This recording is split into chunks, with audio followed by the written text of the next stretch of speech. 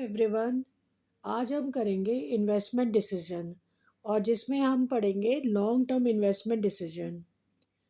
Business को investment करना ही होता है फाइनेंशियल रिसोर्सेज में, क्योंकि बिजनेस को नए बिजनेस सेटअप करते पड़ते हैं और एग्जिस्टिंग बिजनेस को भी बढ़ाना पड़ता है और इन्वेस्टमेंट डिसीजन लेने पड़ते हैं लॉन्ग टर्म और शॉर्ट टर्म। लॉन्ग टर्म जो डिसीजन होता है इसको हम कहते हैं कैपिटल बजटिंग डिसीजन। ये इसका एक दूसरा नाम होता है। और जैसे कि इन्वेस्टमेंट हम कर रहे हैं, नई मशीन खरीद रहे हैं या हम कोई मशीन को रिप्लेस कर रहे हैं, तो ये सारे डिसीजन कैपिटल बजटिंग के अंदर आते हैं। कैपिटल बजटिंग के जो डिसीजन होते हैं बड़े क्रूशियल होते हैं, क्योंकि इसमें लॉन्ग टर्म इन्वेस्टमेंट डिसीजन होते हैं और ये इरिवर्सिबल होते हैं और इसके अंदर बड़े सारे ह्यूज फंड्स लगे हुए होते हैं। और ये बड़ा इम्पॉर्टेंट होता है कि हम इसकी प्रॉफिटेबिलिटी को टेस्ट करें और हम ये सोचें कि फ्यूचर में हमारे लिए कितने बेनिफिशियल होंगे। शॉर्ट टर्म इन्वेस्टमेंट डिसीजन को हम वर्किंग कैपिटल करते हैं और वर्किंग कैपिटल जो है वो कैश और इन्वेंट्रीज होता है। और वर्किंग कैपिटल को कौन कौन से फैक्टर जो हैं वो अफेक्ट करते हैं वो हमने आपको प्रीवियस वीडियो में बताया हुआ है। तो आज हम मेनली फोकस करेंगे कैपिटल बजटिंग डिसीजन। इसका दूसरा नाम जो है इन्वेस्टमेंट डिसीजन भी है और इसको हम लॉन्ग टर्म इन्वेस्टमेंट डिसीजन कहते हैं। मैं रिपीट कर रही हूँ क्योंकि पेपर में ये तीनों टर्म्स में से कोई भी आ सकता है और आपने आइडेंटिफाई करेक्टली करना है। दोबारा आप सुनिए, capital budgeting decision, investment decision और लॉन्ग टर्म इन्वेस्टमेंट डिसीजन, तीनों नाम की मीनिंग जो है वो एक ही है। चलें आज हम पढ़ते हैं factors affecting capital budgeting decision. जैसे कि मैंने आपको बताया है कि इसमें नंबर ऑफ प्रोजेक्ट्स होते हैं। कभी भी हम कुछ डिसाइड करते हैं बिजनेस के बारे में कि हमने किस में इन्वेस्ट करना है, इसमें हमारे पास बड़े सारे प्रोजेक्ट अवेलेबल होते हैं। तो जो फैक्टर्स होते हैं जो कि कैपिटल बजटिंग डिसीजन को अफेक्ट करते हैं वो होता है cash flow of the project. हमने हमेशा ये देखना होता है कि जिस प्रोजेक्ट में हम इन्वेस्ट करेंगे उसमें कैश का फ्लो कैसा है। अगर कैश का फ्लो अच्छा आ रहा है तो हम उसमें इन्वेस्ट करेंगे, अदरवाइज हम अपने माइंड को चेंज करेंगे। Rate of return, rate of return में हम ये देखेंगे कि कौन सा प्रोजेक्ट हमें सबसे ज़्यादा रिटर्न दे रहा है। सपोज कर लीजिए हमारे पास दो प्रोजेक्ट है ए और बी।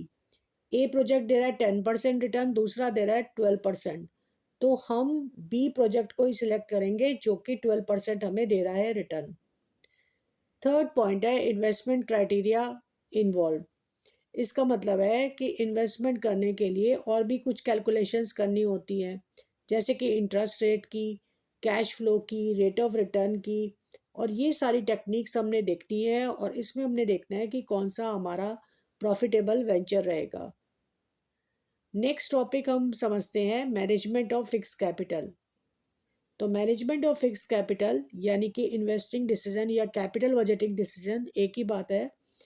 इसको हम फिक्स कैपिटल इन्वेस्टमेंट डिसीजन कहते हैं, जो कि लॉन्ग टर्म इसमें एसेट्स होते हैं। फिक्स कैपिटल जो है वो इन्वॉल्व करती है एलोकेशन ऑफ फर्म की कैपिटल को, जिसमें डिफरेंट एसेट्स होते हैं। और ये जो डिसीजंस होते हैं लॉन्ग टर्म इन्वेस्टमेंट डिसीजन, ये ग्रोथ, प्रॉफिटेबिलिटी और इसके साथ रिस्क भी एसोसिएटेड होता है। और इसके अंदर equity share, preference share, debentures और रिटेन्ड अर्निंग इन्वॉल्व होते हैं। और इसको अचीव करने के लिए हमें कुछ एक्सपेंडिचर भी करना पड़ता है। और ये एक्सपेंडिचर हम करते हैं अगर हमें एक्सपेंशन करना है, मॉडर्नाइजेशन करना है, रिप्लेस करना है, तो उसके लिए हमें करना पड़ता है। अब है कि इम्पोर्टेंस क्यों है कैपिटल बजटिंग डिसीजन की।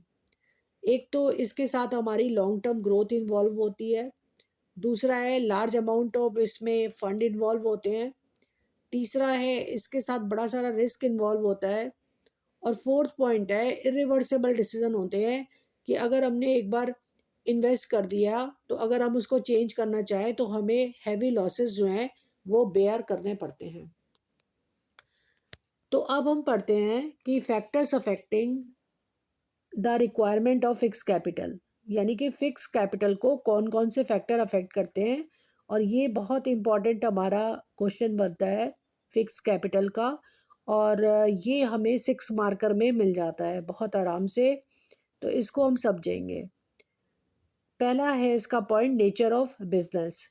अगर हमारा ट्रेडिंग बिजनेस है तो हमें कम फिक्स कैपिटल की ज़रूरत होगी, और अगर मैन्युफैक्चरिंग है तो ज़्यादा फिक्स कैपिटल की ज़रूरत होगी।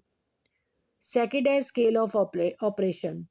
अगर हायर स्केल है ऑपरेशन तो फिक्स कैपिटल ज़्यादा चाहिए, और वाइस वर्सा, यानी कि अगर कम स्केल का आप बिजनेस कर रहे हो तो आपको कम फिक्स कैपिटल चाहिए। Choice of technique third point है। अगर हम कैपिटल इंटेंसिव टेक्निक यूज़ करते हैं तो हमें फिक्स कैपिटल ज़्यादा चाहिए, अगर लेबर इंटेंसिव करते हैं तो हमें कम फिक्स कैपिटल चाहिए। फोर्थ पॉइंट है टेक्नोलॉजी अपग्रेडेशन। अगर हमारे पास कोई बैकडेटेड टेक्नोलॉजी है, तो ऑब्सोलीट टेक्नोलॉजी है, तो हमें ज़्यादा फिक्स कैपिटल नहीं चाहिए। लेकिन अगर हम मॉडर्न टेक्नोलॉजी यूज़ कर रहे हैं जिसमें कि ज़्यादा इन्वेस्टमेंट चाहिए, तो उसके लिए हमें ज़्यादा फिक्स कैपिटल भी चाहिए। फिफ्थ पॉइंट है ग्रोथ प्रोस्पेक्ट। अगर हायर ग्रोथ प्रोस्पेक्ट है कंपनी के अंदर तो हमें ज़्यादा फिक्स कैपिटल चाहिए, अगर ग्रोथ प्रोस्पेक्ट जो है वो ज़्यादा नहीं है तो हमें कम फिक्स कैपिटल चाहिए। डाइवर्सिफिकेशन। अगर हम बिजनेस के अंदर कोई डाइवर्सिफिकेशन चाहते हैं, कोई चेंज चाहते हैं, आगे फर्दर इन्वेस्ट करना चाहते हैं तो हमें ज़्यादा फिक्स कैपिटल चाहिए।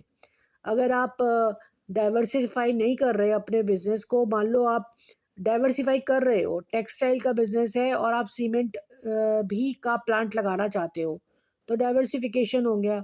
तो उस टाइम हमको ज़्यादा फिक्स कैपिटल चाहिए, अदरवाइज हमको ज़्यादा फिक्स कैपिटल नहीं चाहिए अगर हम डाइवर्सिफिकेशन नहीं कर रहे हैं। नेक्स्ट है फाइनेंसिंग ऑल्टरनेटिव। अगर हमारे पास फाइनेंसिंग ऑल्टरनेटिव है कोई, जैसे कि कोई असेट है वो हमने अगर लीज पे ली हुई है, या हमें कोई और ऑल्टरनेटिव अवेलेबल है हमारे पास, तो हमें कम फिक्स कैपिटल चाहिए। और अगर हमारे पास कोई ऑल्टरनेटिव अवेलेबल नहीं है तो इस केस में हमको ज़्यादा जो है फिक्स कैपिटल जो है वो चाहिए होता है।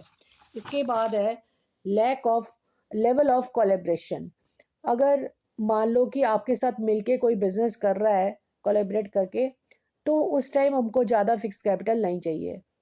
और अगर कोई नहीं कर रहा आपके साथ, नहीं है कोलैबोरेशन, तो फिर आपको जो है ज़्यादा फिक्स कैपिटल चाहिए, क्योंकि उस टाइम आपको खुद ही पार्टिसिपेट करना पड़ेगा और आपको ज़्यादा फंड्स जो हैं वो अरेंज करने पड़ेंगे। तो इस तरह से हमारे 8 पॉइंट्स ये बनते हैं, और इसको हमें अच्छी तरह से समझ के एक एक पॉइंट अच्छी तरह से अंडरस्टैंड कर लेना चाहिए, क्योंकि एग्ज़ाम में 6 मार्कर जो है factors affecting fix capital decision से आता ही है।